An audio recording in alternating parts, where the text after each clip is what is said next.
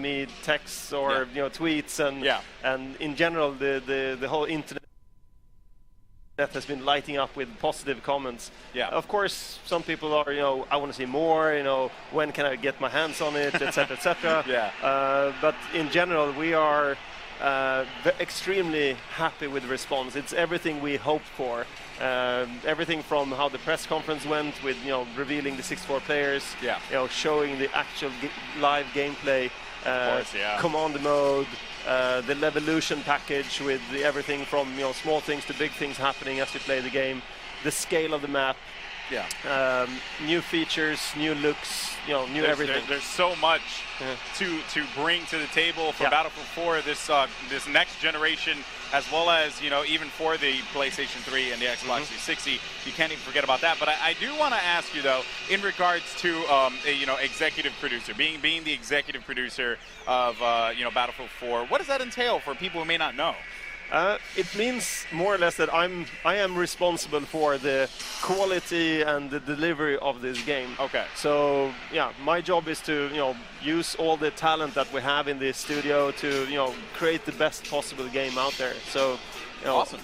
It's a brilliant job. I love it. I don't disagree. So we are looking here at gameplay right now, and I believe the cool part that I'm loving here. You had mentioned it before, the Levolution. Right. That has been a big point of interest for a lot of players. What does that mean to the audience? And for people who are just tuning in, what is Levolution? So Levolution is a concept that we're combining a lot of the things that we've had in the past and adding a lot of that not only affect the gameplay by how they fight together, but they also use the environments to fight.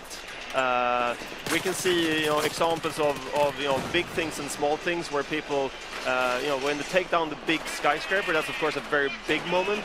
But you see the bollards, for instance, that you can use to prevent tanks from crossing bridges. Where the tank driver then needs to get out of the tank to deactivate those. So you create a lot of drama by having these features. You can see small things like destruction on these walls. We have fire extinguishers that you can take out and they explode and create a smoke screen, which is awesome. We have like metal detectors down in some of the stores in the Galleria, and they're also down in the subway, where if you pass them, you can actually hear that someone is in the area. So there's everything from really small things to really big things that actually spices things up and create a dynamic and very living environment. And as we see right here, once again, hopping back to some chopper gameplay, we saw some tank action as well, but Alpha 2 here is just tearing it apart right now. Really good chopper pilot. And I'm actually quite surprised too, because these are just people who are coming from the convention floor. They're not, doing anything. They're not like, well, some of them are diehard Battlefield fans, without a doubt. But I think the cool part is just Joes that are playing the game and having a blast. So I do want to ask you a little bit about. This is interesting. He will try to tear them down. This is really cool. So he's trying to take them down from the top the chopper. They thought they were safe because they're at the top of the building, but you're never not safe so much. So and that brings me back to the thing I want to talk about, which is the various forms of combat. Infantry base, vehicle base, as well as the air, naval, all that stuff. I mean, only in Battlefield can you get that kind of experience, but how difficult is it to, I guess you could say, balance that out in a sense, and when presenting it to people out there and saying, hey, listen, you can do all these amazing things, what are the initial reactions of people who may never played Battlefield before? I think that's the great thing about Battlefield, that you can play it in so many different ways. So it doesn't really matter who you are as a player. You can always find your role on the battlefield. Either you're just playing as a supportive person where you help your team to win, or you can be a very offensive person to go hardcore lone wolf, full infantry action. But you can also be a dedicated chopper pilot like this guy, who's apparently is never giving up. Apparently, never give up, never surrender. We have very dedicated tank drivers. We have dedicated, we're adding a lot of boats to the game now, ships and boats. So people will get very good at that as well. And then on top of that, we're adding commander mode, which means that you have a strategic layer on top of the whole game, where people can actually take care of the full team and help them and give them assets and provide support for the team. You see the bollards are up here. Yeah, they cut back. So just looking at how we toggle between players, we can see that all of them are playing the game in a slightly different way, which is exactly what the game is designed to be. Yeah, I mean, as you cycle through the players, you saw there was tank action, there was some helicopter pilots, there was a lot of infantry, which is what I like to do. I like to get down on the ground pound, and rush the objective, push the objective. That's what I'm all about.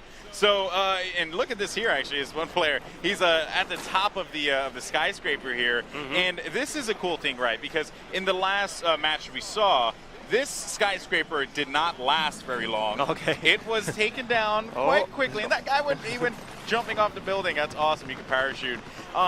So that adds another element of just gameplay, because that elevated, right? Now it's elevated. It's not brought down, but when it's brought down, though, then the sea territory becomes, the sea flag becomes a much different area. And now when I guess, developing this game, the DICE guys and all that, what was the theory behind the Levolution? Like, why do this? Why change the map? Why reinvent the wheel? I think it lies in the nature of Battlefield that you want the environment. Games tradition has been very static and very stale, and the gameplay has been kind of suffering from that because you can easily lock down a map if you know exactly how it's going to play and what it's going to be about. But if you add these layers, the Levolution layers with destruction and different variables that changes the map and changes the environment. Players can actually use that in a very tactical way. So it's not only for drama and make the game look better. It's actually a very tactical choice that you can use it for. It's not just to say, hey, look at the pretty particle effects. It's to say, hey, this is something that greatly impacts gameplay, changes up the what people believe is a multiplayer shooter, and I love that. He jumps into water, gun host that. I love that. We have some new, speaking of water, we have some new cool water features. Of course, the whole swimming experience now much better with both normal swimming, but also sprint swim. Where you can swim faster. You can also duck underwater, and you can defend yourself because you use your sidearm while in water. So the water gameplay has improved quite a lot, actually. So I love that. Really cool. I think it's a really cool element, to bring into the game. I even like the vehicle speed as well. Like you can drive at normal speed, but you can also make the vehicle go a little bit faster. Put the pedal to the metal, so to speak, and get to areas quicker. And it really does seem as if the mission this time around, as we watch here, Bravo 24 trying to get down here with that. He's shooting at a teammate. That's not good. I think. No, I don't know. I think they're enemies. I'm not entirely sure. No, they're not. The blue tags are your teammates. So. Ah, okay. Well, but talking about this. What I guess in regards to speeding up the action, right? Because everyone was always like, Battlefield's great, it's a fun game, but sometimes it does take a little while to dive into things, right? This time around, it seemed like you had a mission, and that mission was speed the game up, make it enjoyable. Were those things? Is that critical for you guys moving forward into growing the franchise? Yes, very much.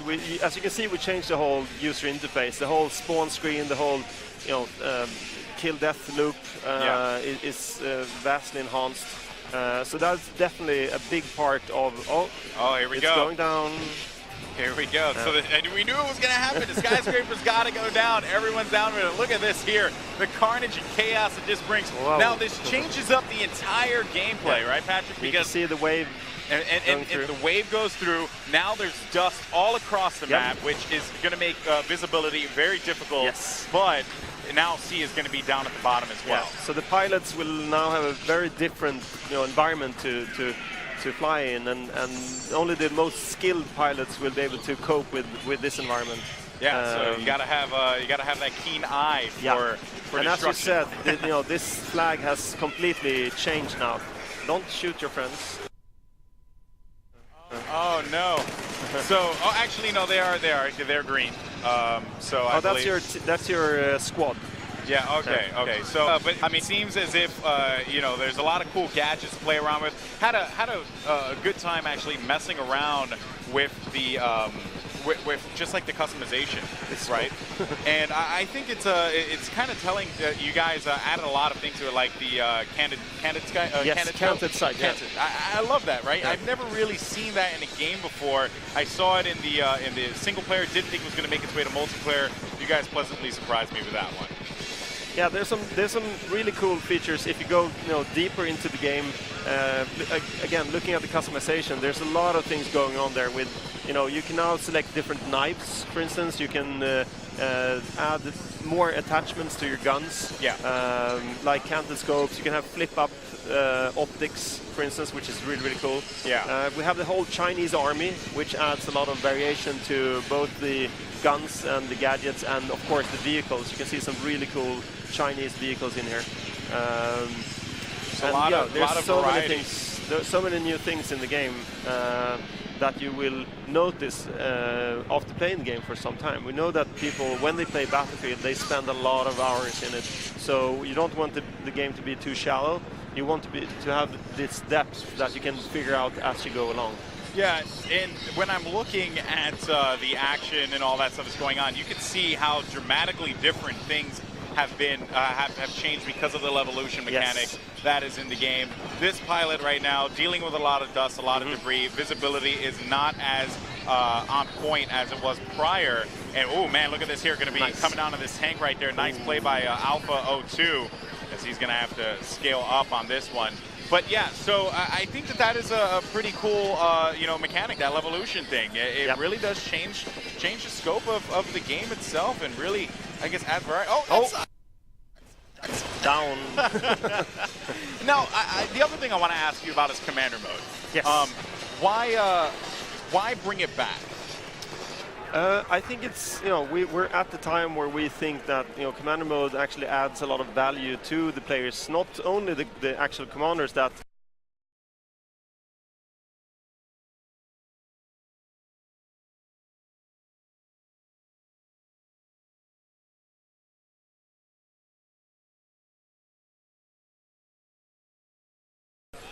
play against each other, but also to everyone on the ground. So commanders are adding a layer of strategic value to the actual commanders, but also a layer of epic action moments for the people on the ground. Okay, guys. So I just want to slow it down right here. I don't know if you noticed, the team needs to capture points to give the commander options. For instance, you don't personal.